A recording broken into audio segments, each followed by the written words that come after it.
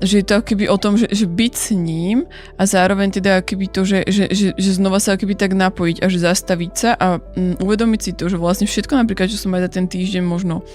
zvládol alebo neviem, dostal alebo čo, že to nie je ani iba, že o mne, hej, že nezabudnúť a že tá nedeľa by presne mohla byť na to taká dobrá, že zastavím sa a presne poďakujem, čo sme možno zažili, čo bolo dobre. Možno aj to, čo nebolo úplne fajn, ale že sme to proste zvládli ako rodina, že som to ja zvládla ako jednotlivec.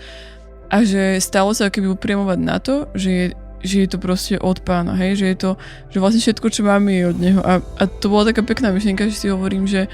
keby aspoň toto sme v tú nedeľu dokázali zvládnuť, na čo nám napríklad veľmi vie pomôcť presne tá nedeľná omša, hej, že presne nebrať to, alebo že a tak asi vo všeobecnosti, že tie prikázania nám Pán nedáva na to, aby sme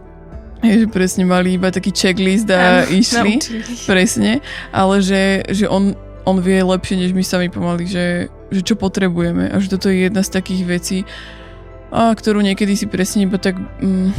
že ja neviem, sa mi zdá, že to tak neberieme, že také, že áno, že toto je niečo, čo mi má pomôcť, že bereme to ako takú povinnosť, hej, že je to niečo, čo máme robiť, ale nie, že má mi to pomôcť, spomaliť ma.